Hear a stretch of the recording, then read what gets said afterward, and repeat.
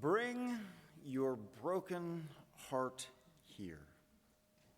Your broken, your tender heart, weary, worried, disgusted, despairing, and give thanks that you can count yourself among the brokenhearted, among the grieving, the disoriented, and the afraid. And then praise the good news that your heart has not hardened in despair or fear, and then ground yourself in grace. Grace that you are not alone in this wishing for another world more full of love, a life more certain, and a time that could make just a little bit more sense. Every new world begins when we show up in community with our broken and our full hearts. When we keep singing, and we keep praying, and we keep sighing, and when we stay put, and when we find joy here, and laughter, and courage beyond what we could have mustered up on our own. Courage to keep these broken, tender, and full hearts open with the full knowledge that they will keep on breaking. That courage will let us know what is beautiful and bigger than us, to accept this day, to accept each other, this hour, this time together, and say again and again and again, thank you, thank you. These words to bring us into this space by the Reverend Gretchen Haley. Thanksgiving week is upon us, and we do turn our hearts towards gratitude. And as we do that, this morning we wonder what is under that gratitude. And we offer up that it is a wide world of grace that fills us and supports all of our thankfulness, and that feeling that it is okay to be here, and it is okay to be with one another, and it is okay to just be you.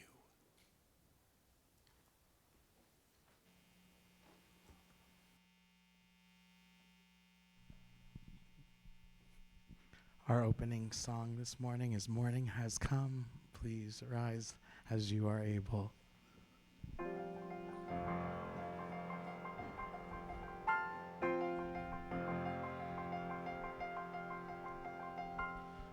Morning has come, arise and greet the day.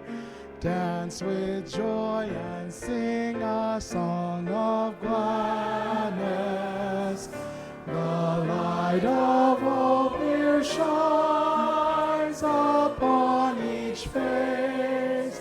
May it bring faith to guide our journey home.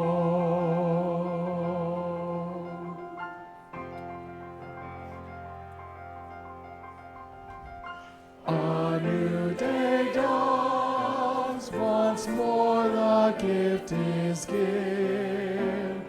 Wonder fills this moment shared together. The light of peace here shines upon each face.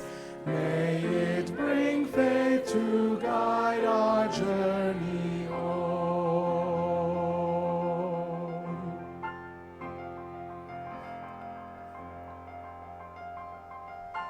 Open our eyes to see that life abounds. Open hearts to welcome it among us. The light of love here shines upon each face. May it bring faith to guide our journey home.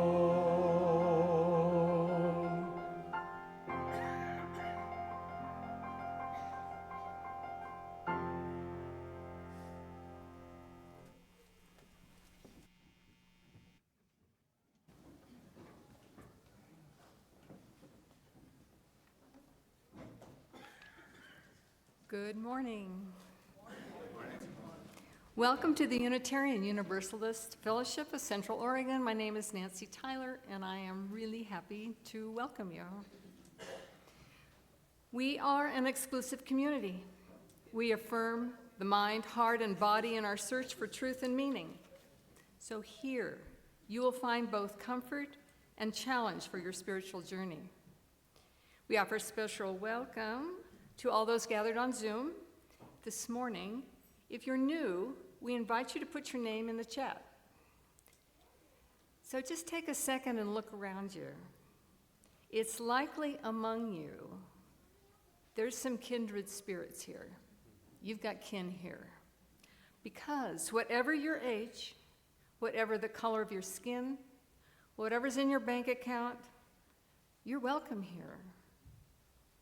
Whatever your life story is, your sexual orientation, your gender identity, maybe you just got a walker, or maybe you just climbed South Sister, you're welcome here. If you are full of joy today, it is Thanksgiving week, maybe you're anticipating family and friends coming to visit, or maybe you're gonna travel in a few days. You expect to be surrounded by family and friends at your Thanksgiving table. Joy comes to you, but maybe you're not. If that's the case, we have an option for you, and Laura Pitney will tell you all about it. But if you are full of joy, or if your heart is hurting, you're welcome here. In this culture of division, it seems relentless. But if your beliefs differ from mine, that's okay. But if you're called to love, you're welcome here. Thank you.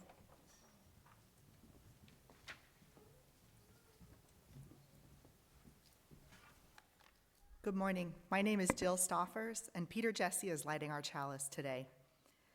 Our chalice lighting words are from Ian Huntington Bear. You are in the story of the world. You are the world coming to know itself. May you trust that all you will ever say or do belongs to the story of the world.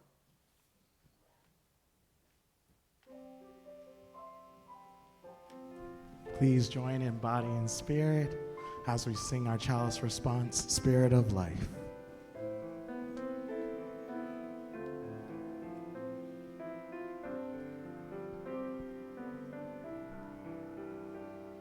Spirit of life, come unto me, sing in my heart all the stirrings of compassion.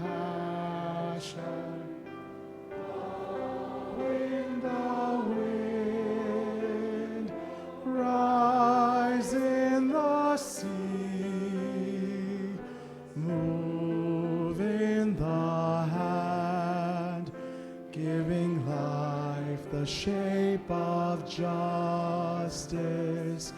Roots hold me close, wings set me free.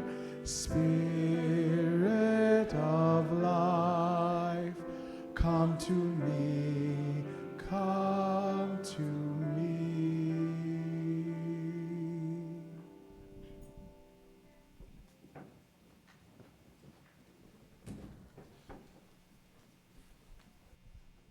Good morning.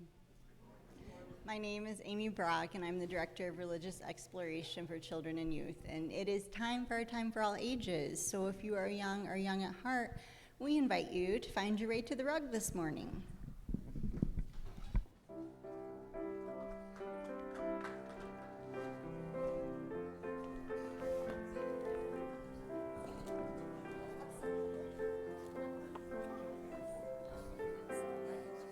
A little higher so people can see.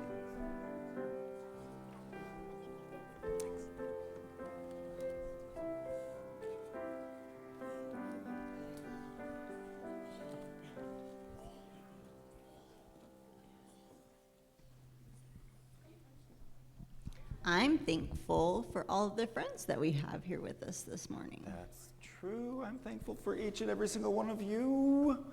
What are you all thankful for this morning? What? Bananas. What else?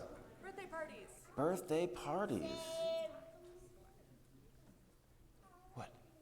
Your fox stuffed animal? Fantastic. What else are we thankful for this morning? For Christmas is coming. That's right. Your sister. Aw. 6'7". What's that mean?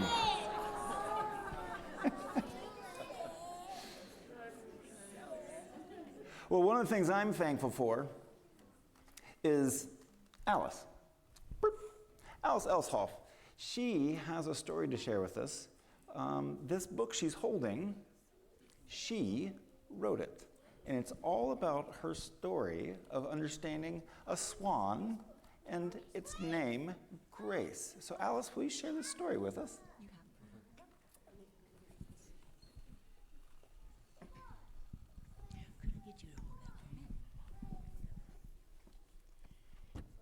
This is a true story about a beautiful wild trumpeter swan named Grace. And the story is how she got that name. Grace lived on the Deschutes River that comes down from the mountains and through the forest. It rumbles and tumbles over waterfalls and sparkles over rocks until it flows through a town in Oregon named Bend.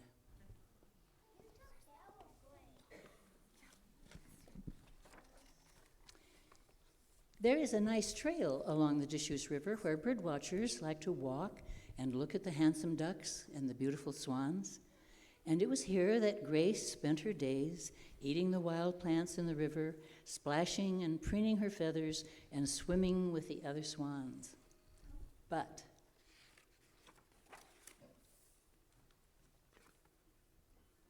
one day, while she was feeding along the river's edge, a fish hook left by a fisherman and hidden by some water plants got caught in her mouth. You can imagine how the 3 prongs hurt as they stuck in her tongue.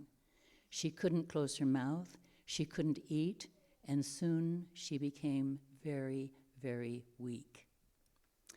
But luckily, there were some birdwatchers looking through their binoculars, and they saw that the swan was in trouble. And the birdwatchers were worried, and they called the Department of Fish and Wildlife, and they came right away.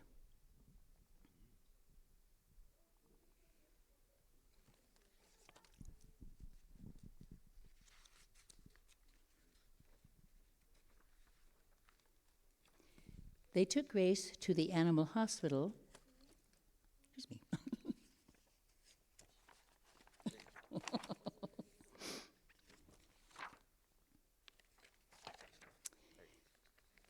They took her to the animal hospital, but first of all, it is not easy to catch a wild swan. Their wings reach out farther than you can reach with your arms.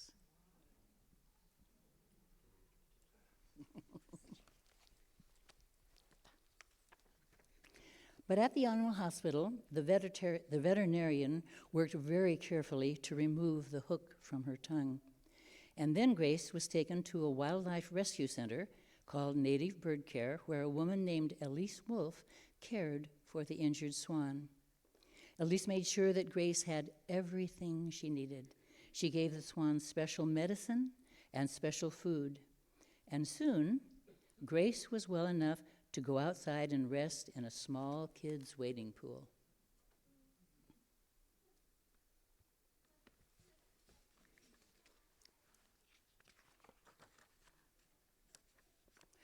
While Elise was taking care of the swan, she couldn't help but notice how graceful and beautiful the swan was, and so she began to call her Grace. Well, as Grace began to feel better, the wading pool was way too small for her to swim around in. Grace had to be returned to the river where she would have lots of room to swim and exercise, but she still needed the special food. So Elise and the volunteers from the town went every day to feed her. Well, all the ducks on the river thought that they might like the special food too, but it was only for Grace. Well, soon the helpers learned to put the food into the water just deep enough for Grace to reach with her long, graceful neck. And no matter how hard the ducks paddled with their tails up, they could not reach the special food.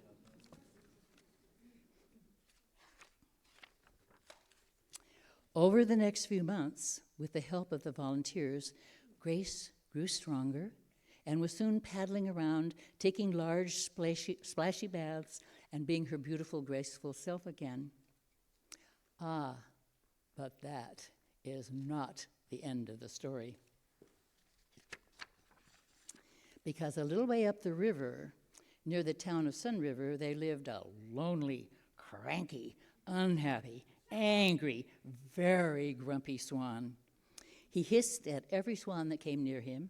He had no mate, and he made sure he had no friends. Sometimes he got so angry that he attacked the sign that said, "Caution, angry swan."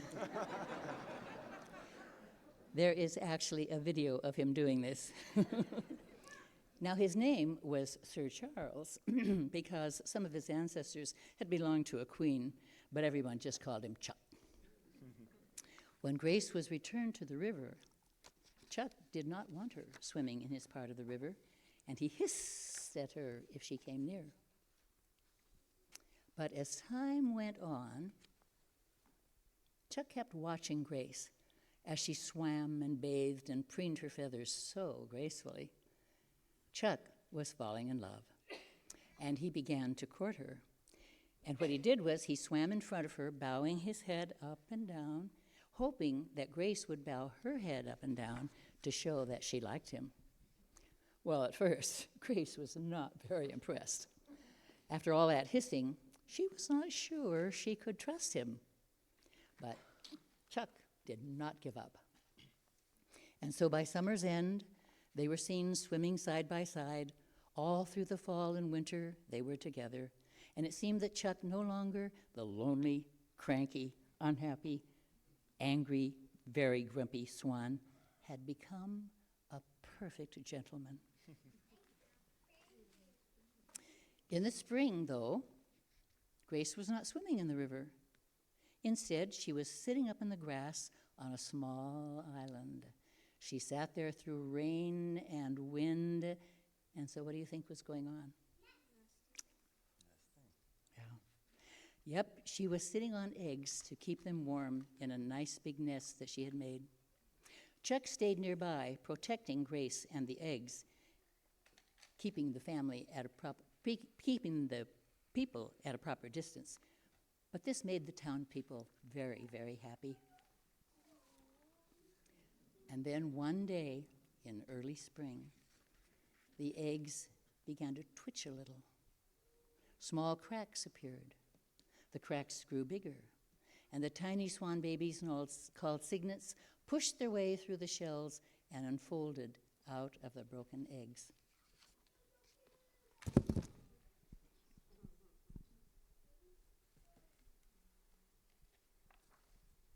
As soon as their feathers were dry, Grace led the fuzzy cygnets down from the island nest to the river. All summer long, the townspeople came to the river to watch the little family swimming together, with Grace leading the way and Chuck guarding the cygnets from behind, making sure that they stayed right in line behind their mother. Well, that is the story of how Grace survived her terrible injury, how she was loved and cared for by so many people. She made a fine family with Chuck, who in the end found a happier life, and she brought joy to the whole town. I think she earned her name Grace, don't you? And because this is a real story, it really happened, there is a photograph album, and there are photos of the real Grace. And there she is.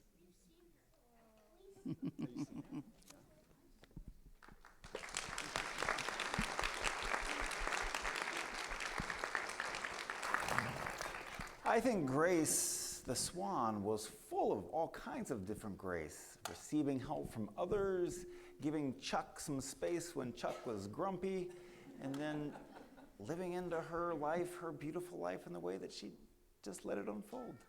Thanks for sharing it with us, Alice. Yeah.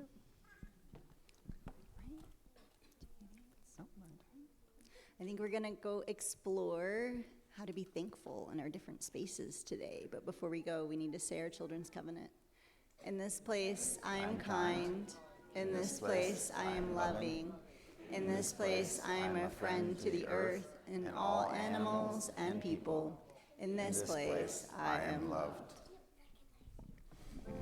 Please rise and make an arch as we sing our children out to their religious exploration. As you go, may joy surround you. As you go, go in peace. Though our love is with you always. As you go, as you go, as you go, may joy surround you. As you go, go in peace. Know our love is with you always. As you go, as you go.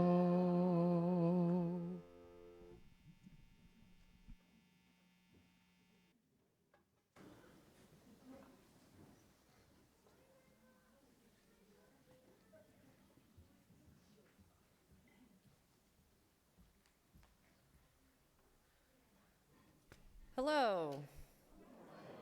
Good morning. I'm Laura Pitney, and I'm your engagement coordinator here at UUFCO. I have a few announcements, and then I have a few people who are going to be helping me with announcements today. So you may notice, or you may have noticed when you came in, there were a few people set up in the gathering hall where we have coffee after the service. And I encourage you to go and visit those different tables today. One of them is representing our environmental justice work. They're here to talk about Energize Bend. And Mike Reed, who is part of the social justice team here, is at that table. And so I encourage you to go visit them in the back. They're on this side. And then kind of on this side in the back is the endowment committee. They are here to answer questions about what is an endowment and what does UUFCO do with our endowment. And if you've ever been wondering ways you can give beyond your annual pledges, I encourage you to speak with them. They have done recently some mini grants for some really exciting projects here, so you could also go and speak to them about that. I noticed the business connections, I think, set up in the corner, so you can go and visit them. And Thanksgiving, if you want to do Thanksgiving here, today is your last day to sign up, and everyone is invited. We have over 60 people coming, so it's going to be a really full, fun house. And one more thing. Oh, yes. We help the Bethlehem Inn provide a warm meal on Thanksgiving, and we still need some signups. Just a few people, a couple folks to make cupcakes, and a couple folks to do mashed potatoes, and you can sign up for that at the kiosk. All right, here come some of my helpers, starting with Leora. Good morning, everybody. I am Leora. I'm your operations director, and I have a financial announcement. We are going to move to a new database in January. Please don't be scared. It's going to be great. We've got a team of experts, and we're working really hard on the plans to make sure that everyone transitions well. But part of the plan starts sooner, and that is in December. If ever you went to our website and set up a recurring gift to the fellowship with your bank account, your credit card, or your debit card, I, Leora, am going to send you an email that says, please transition to the new system. This is important because there's a lot of fraud in our world. And so I want you to know that it's coming from me, and it's going to have a note that says, what's going on with Scott's hair? And that's only because it's silly, and you're going to remember it. It's okay. He doesn't remember my title, so it's all good. So anyway, if you get that email and you're confused or worried that it's not me, call me. But if it says something about Scott's hair, it's really me. Okay, thanks. That reminds me If my hair's ever out of place, you can tell me.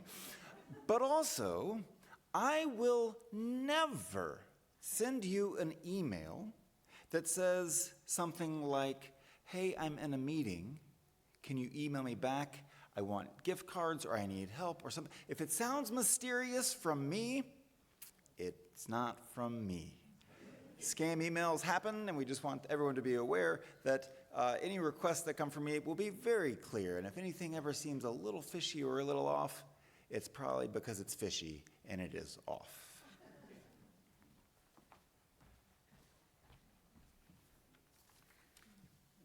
Once upon a time, there was a special little girl named Judy. But Judy had a problem. She couldn't do any arithmetic, and she struggled with reading. Let's see. If you add adverbs with pronouns and adjectives, do you end up with nouns? No. But Judy had learned a lesson from her favorite spiritual community, UUFCO, and she knew that help could be found if she only asked for it.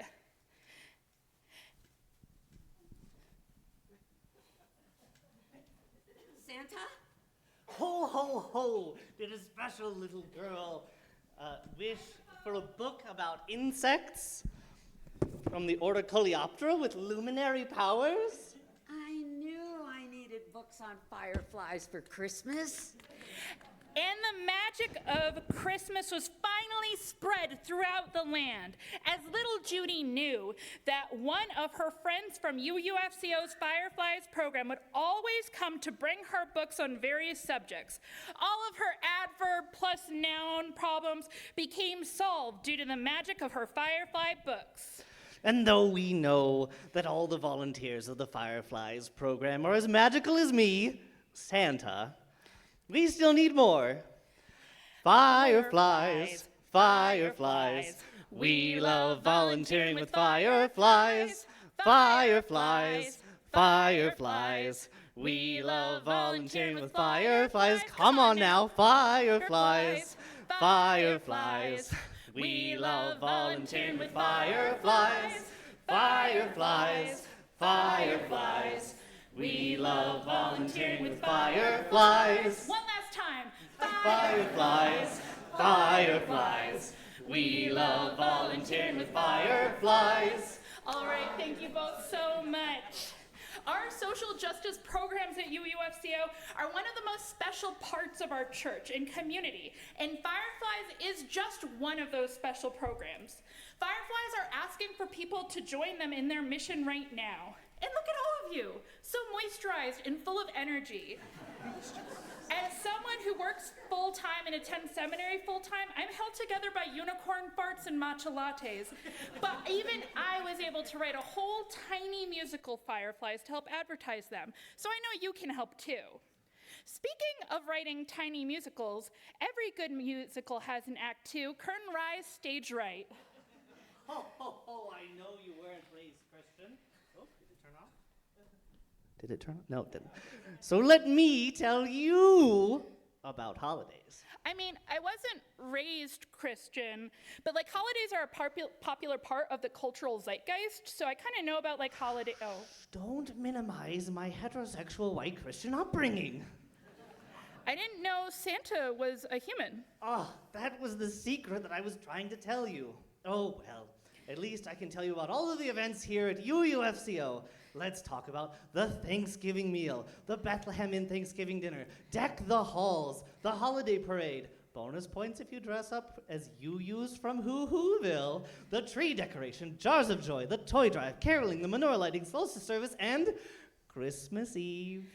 Those all sound like incredible and fabulous holiday-based events, but that was a lot all at once. Could you repeat those for me? Oh, this is the nicest list that I've ever seen. I'd love to say it again and again and again. The Thanksgiving meal, the dinner at Bethlehem Inn, Deck the Halls, the holiday parade, the tree decoration, Jars of Joy, the toy drive, caroling, the menorah lighting, the solstice service, and Christmas Eve.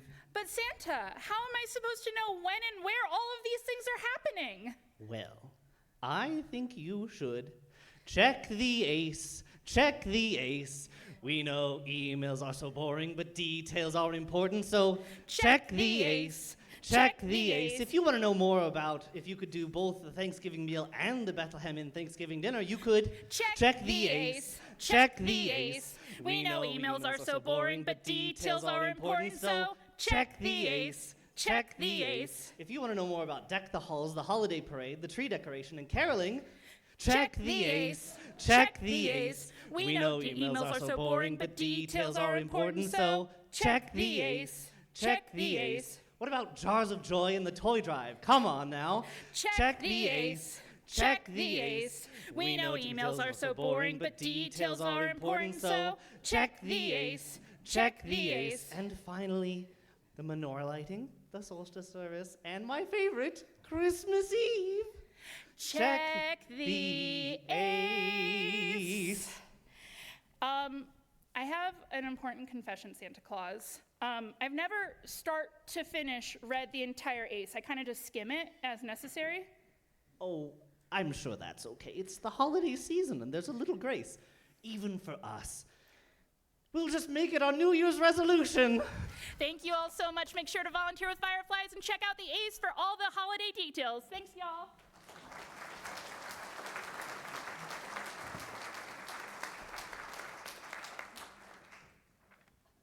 Well, you don't have to check the ace for this part. We're going to do our offertory now. In the generous contributions of you, our members and friends, make the ministry of this fellowship possible. So in the spirit of Thanksgiving this week, Thursday, we will now invite the ushers to receive our offering.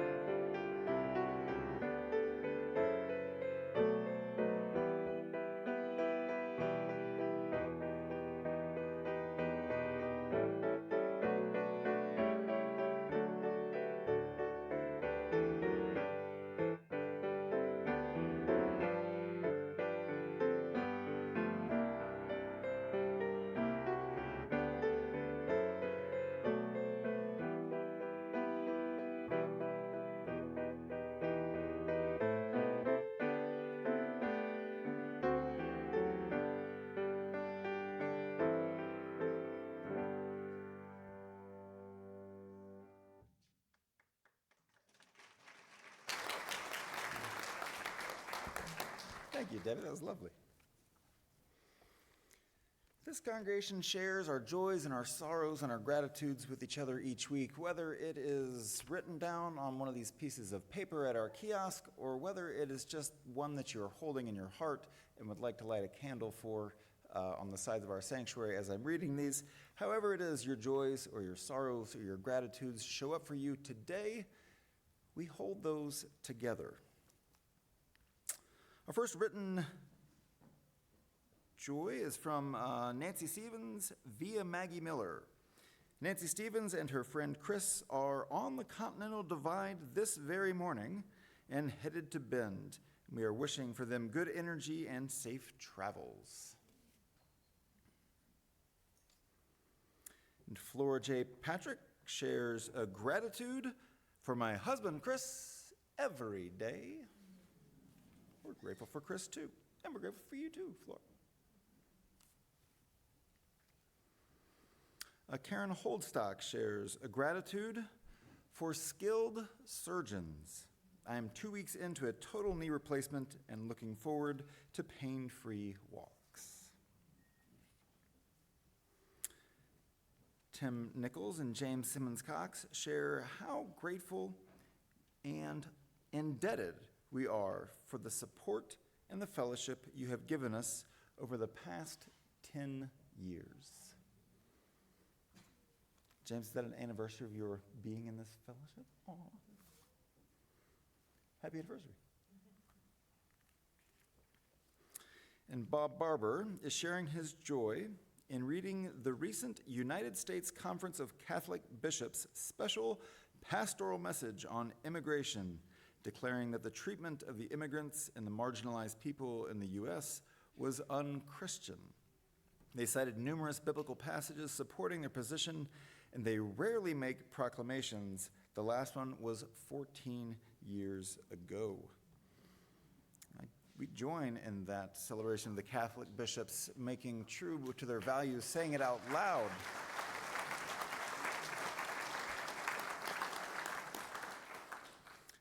It's interesting, they cited numerous biblical passages to support their position. As Unitarian Universalists, we have no one book or one text that we turn to, but we can just look to the world and say, that is not compassionate, that is unkind, that is unjust. And so we lift our voices with those Catholic bishops as well. In our opening reading, I found it interesting that Gretchen Haley said, "We sigh together." Let us take a deep breath and sigh together. Let's do that again. And as we do that, let's turn our attention to our bodies and to our groundedness. As I share a spoken prayer, and then we will share in some silent meditation together.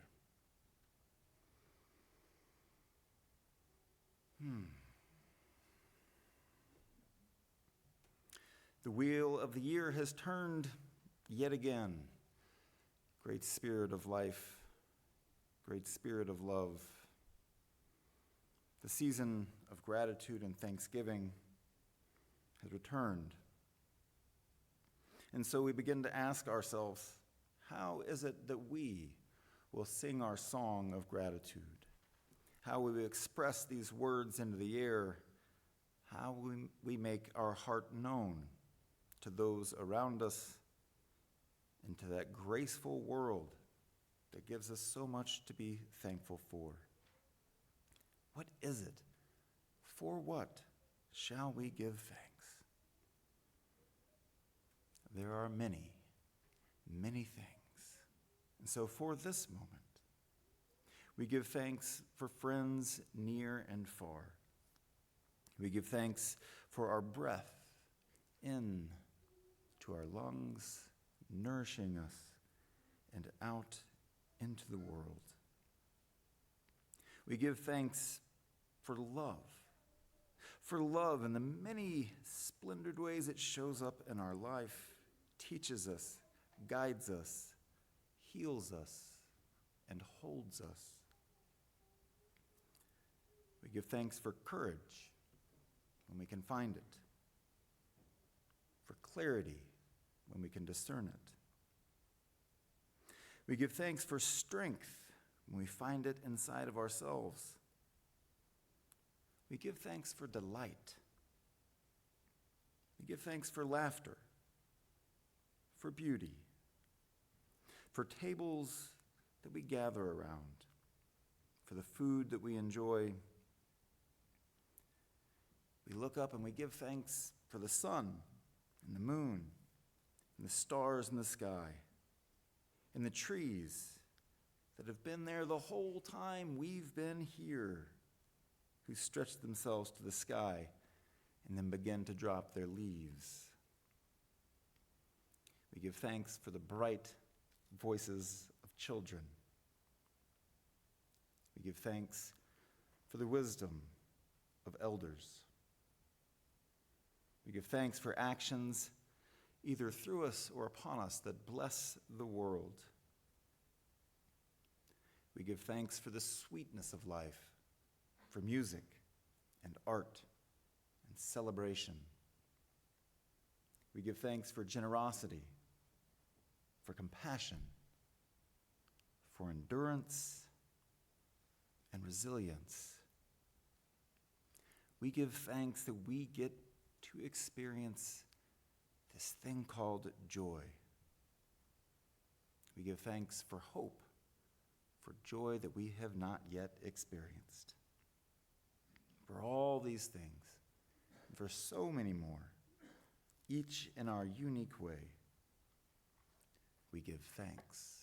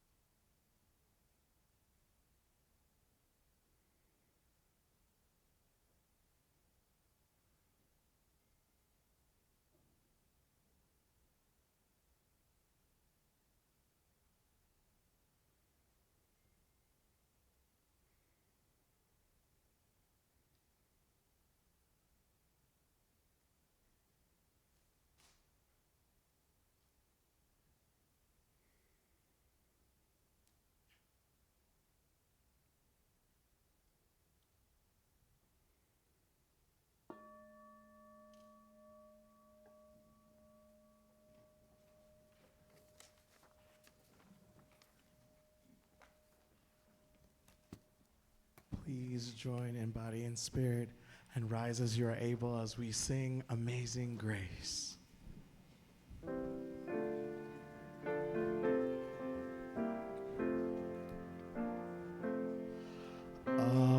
Amazing grace, how sweet the sound that saved a wretch like me.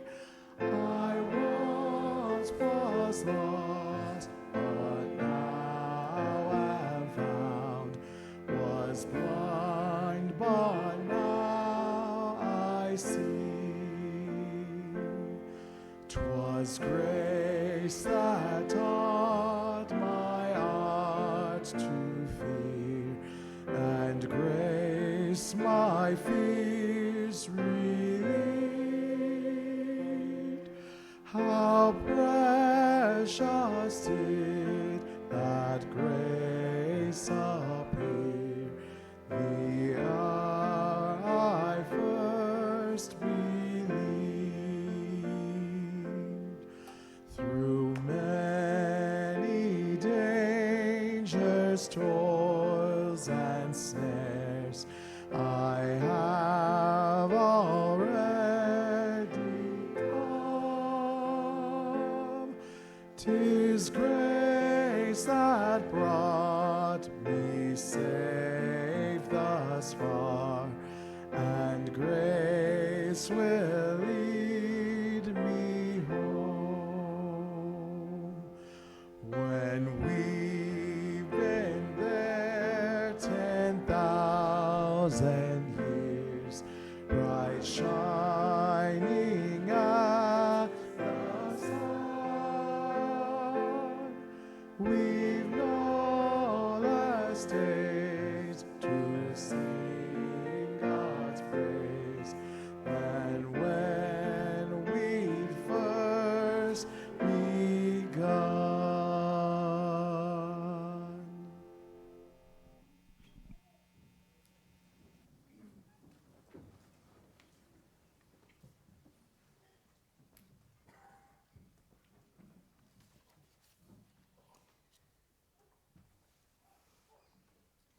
reading this morning is by the theologian Paul Tillich from his work, The Shaking of the Foundations. Grace strikes us when we are in great pain and restlessness. It strikes us when we walk through the dark valley of a meaningless and empty life. It strikes us when we feel that our separation is deeper than usual because we have violated another life, a life which we loved or from which we are estranged. It strikes us when our disgust for our own being, our indifference, our weakness, our hostility, and our lack of direction and composure have become intolerable to us. It strikes us when year after year the longed-for perfection of life does not appear, when the old compulsions reign within us as they have for decades, when despair destroys all joy and courage. Sometimes, at that moment, a wave of light breaks into our darkness, and it is as though a voice were saying, "You are accepted. You are accepted, accepted by that which is greater than you, and the name of which you do not know. Do not ask for that name now. Perhaps you'll find it later. Do not try to do anything now. Perhaps later you will do much. Do not seek for anything. Do not perform anything. Do not intend anything. Simply accept the fact that you are accepted."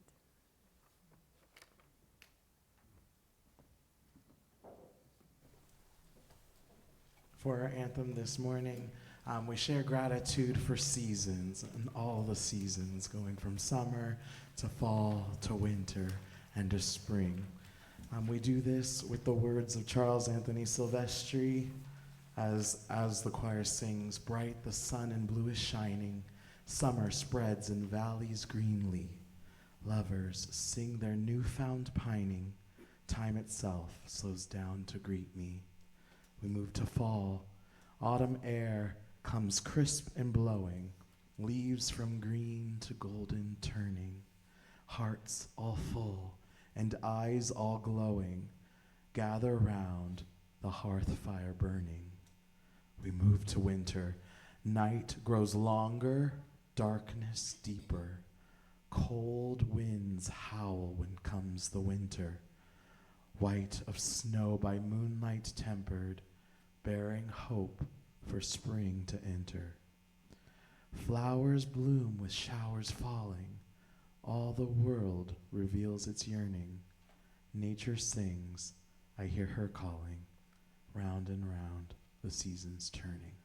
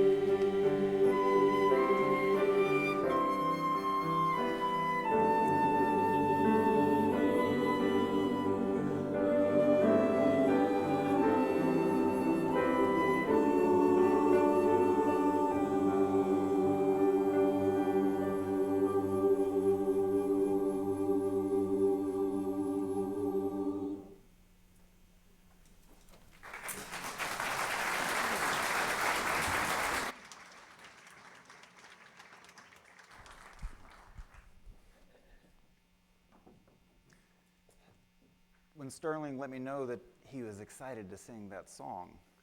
But it was a song about seasons. So where would we put it? Where does it land?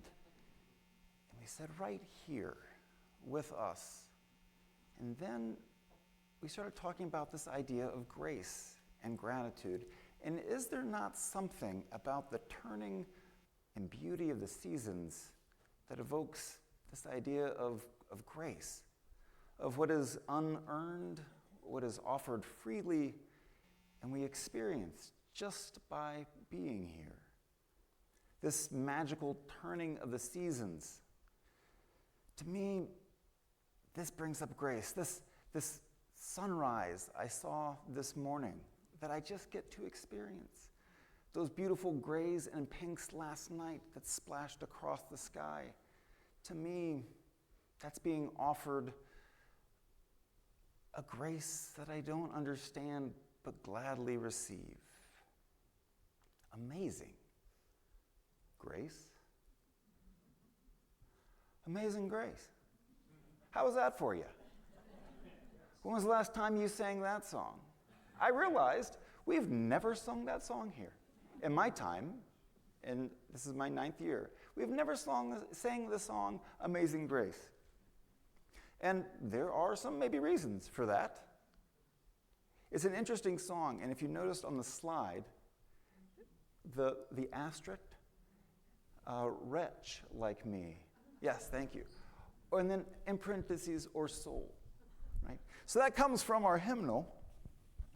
Interesting fact, Amazing Grace wasn't in the first or the 2 hymnals previous to this. But the hymnal commission decided when making this one, no, let's put it in. And then you can only imagine the conversation that ensued. Because where else do you find an asterisk right there in a theological debate around the worthiness of our souls, and shall we be called a wretch, or should we just say our soul? Oh, Unitarian Universalists. Amazing Grace. This song, written by John Newton, 1777. John Newton was one of those people who ran the ships from Africa to the Americas during the slave trade. And on one of those voyages, a great storm came up. And John Newton prayed to God above, please spare my life, and the storm passed, and John made his way, which began his religious conversion to something more gentle and kind. The myth would say immediately his heart would change, but the reality is he stayed in the slave trade for quite some time. But eventually, something was working inside of him. Something was saying no to that, but yes to a greater life.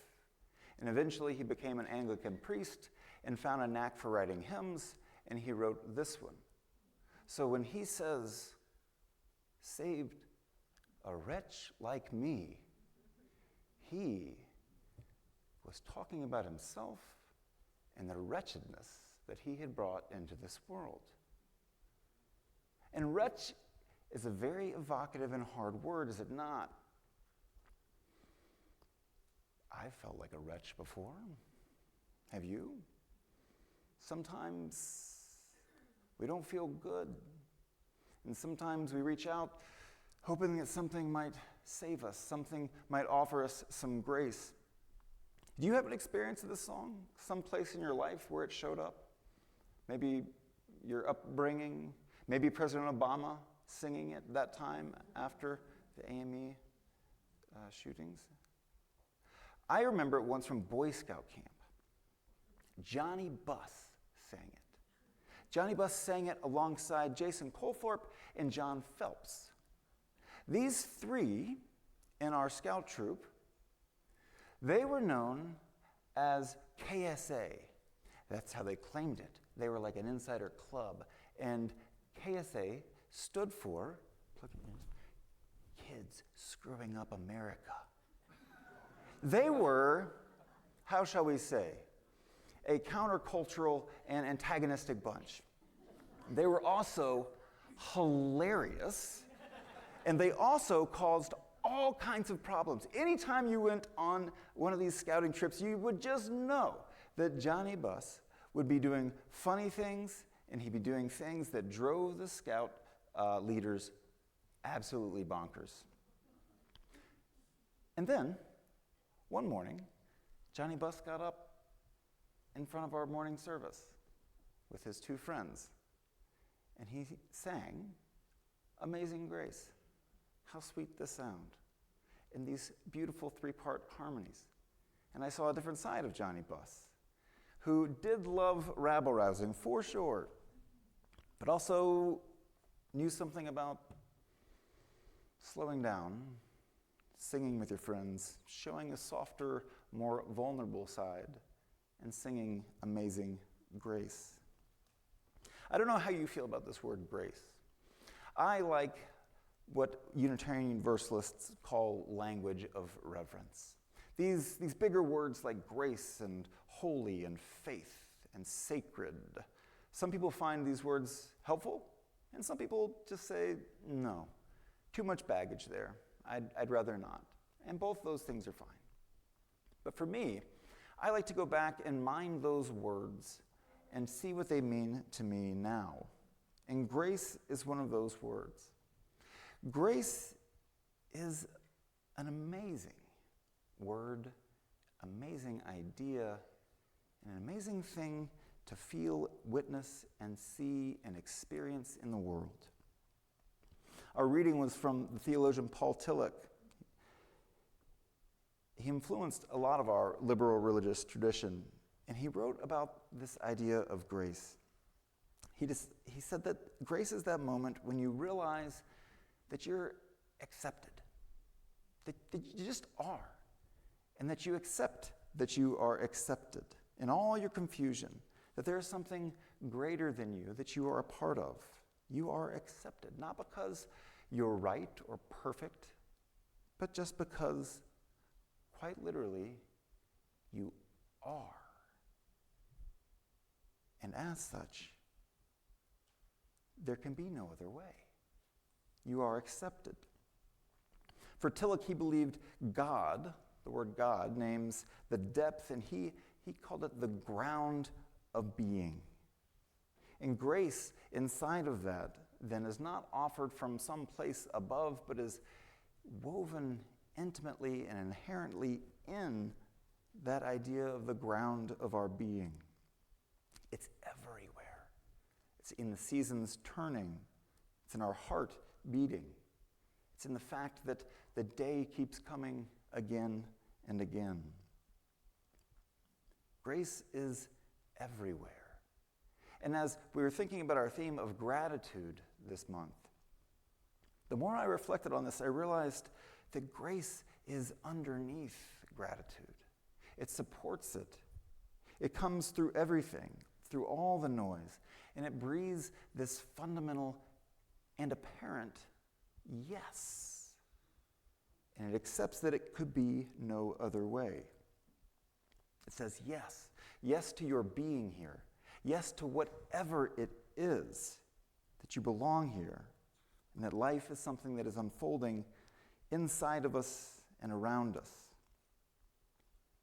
Grace is the grounding, the becoming, and the happening of it all.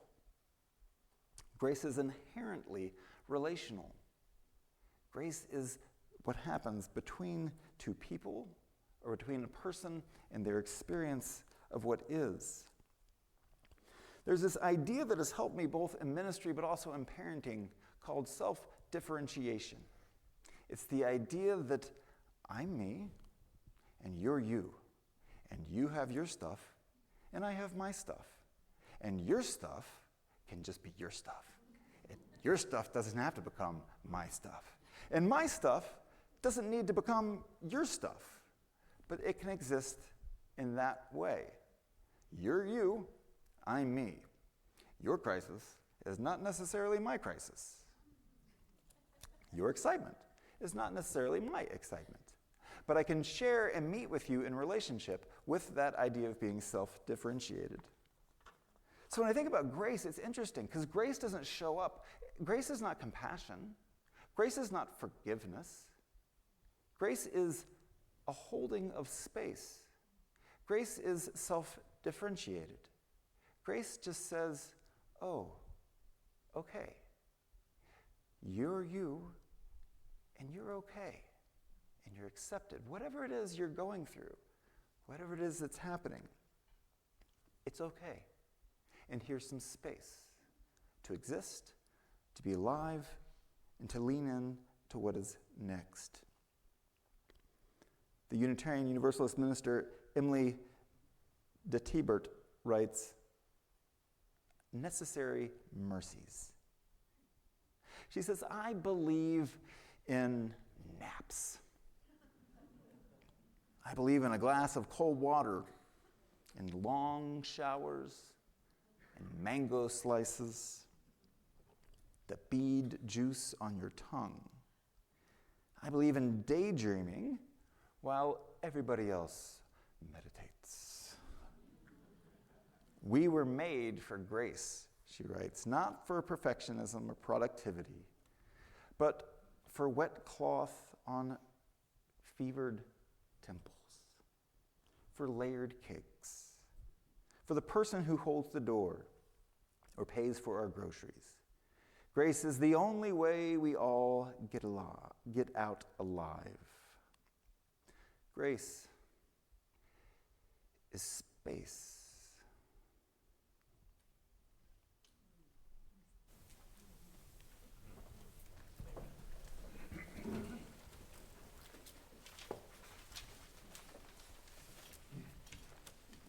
We are reminded of the words of Wendell Berry, when I rise up, let me rise up joyful, like a bird.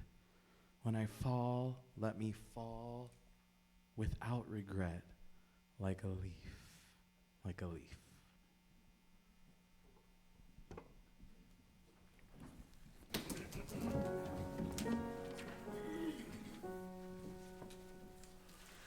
Like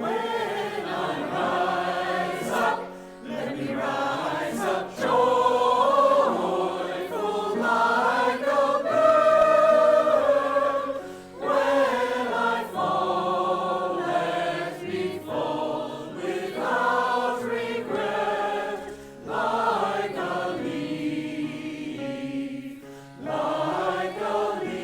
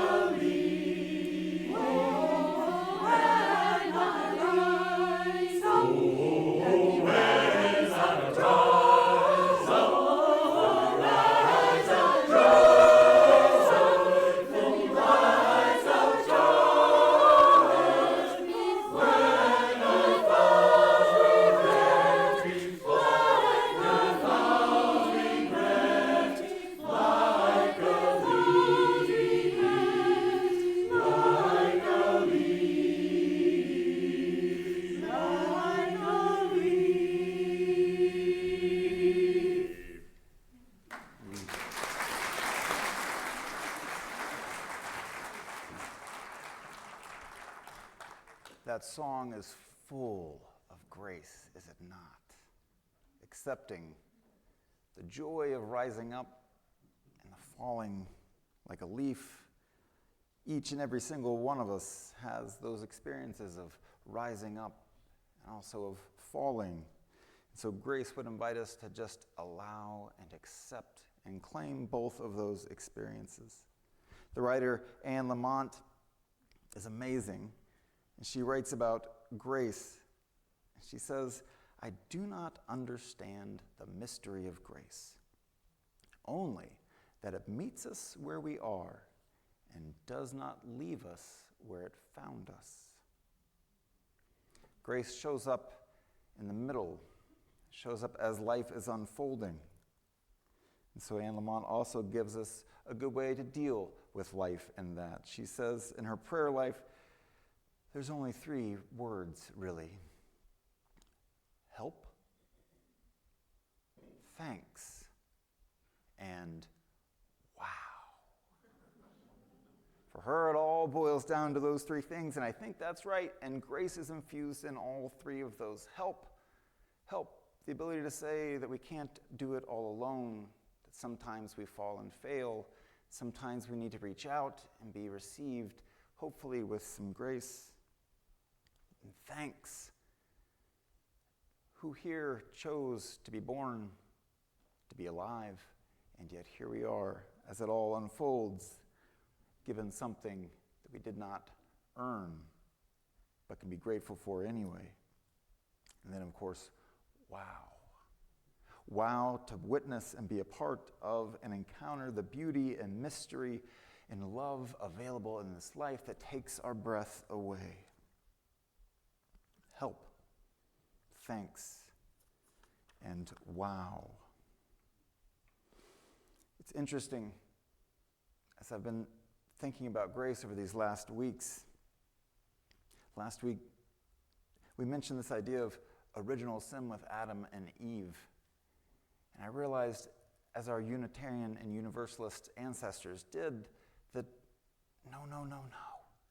It's not original sin. I think it's original grace. The whole thing is grace unfolding. All of it. And so then what do we do with that grace? Well, then we can let our heart be full and be grateful. We can accept it, the grace, and allow those feelings to become gratitude, and then maybe work in the world that helps others into a more just world, to let them know, and all of us know, that yes, you are accepted. You are accepted, as Paul Tillich said. And our work sometimes, the work of grace, then, is to just simply accept that we are accepted. It's the grounding of the whole thing. Graceful, unasked for, unearned, and yet here we are. So let our hearts then be full of that gratitude as grace unfolds around us. This thing we are a part of, we have been blessed with, original grace. May it be so.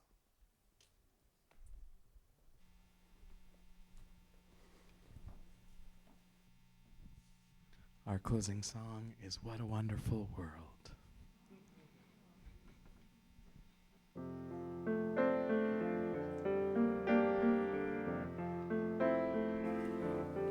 I see trees of green, red roses too. I see them bloom for me and you, and I think to myself, what a wonderful world.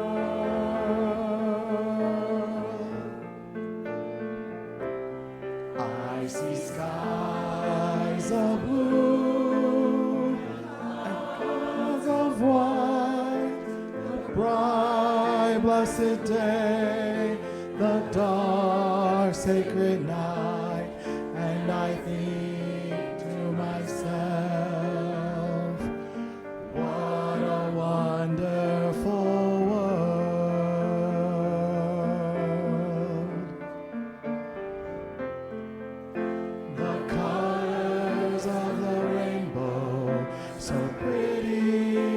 the sky are also on the faces of people going by.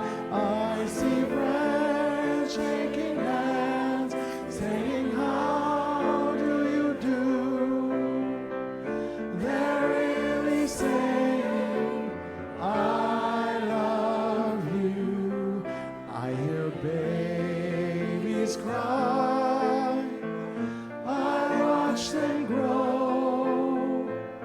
They'll learn much more than I'll ever know. And I think to myself,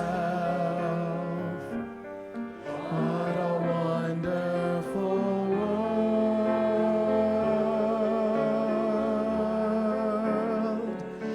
Yes, I think to myself, what a wonderful world.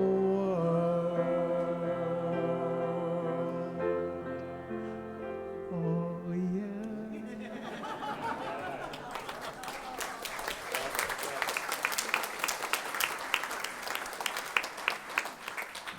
Please remain standing when we say our covenant, but first I want to be sure to invite you to join all of us in the gathering hall for coffee. Remember, there's kindred among us, so greet someone you haven't met before, seek common ground. You'll probably find it. Our covenant is the promise that we make to one another as we extinguish the chalice. Love is the spirit of this fellowship, and service is its law. This is our covenant, to dwell together in peace, to seek the truth in love, and to help one another. I've never said this during a benediction, but will you pray with me? And pray with me in the way that Anne Lamont invites us. I'll remind you. Help, thanks, and wow. Ready? Help, thanks, and wow. Amen. And I would say go in with grace, but the reality is you have no choice in the matter.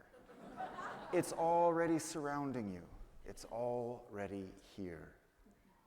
Just accept it. Amen.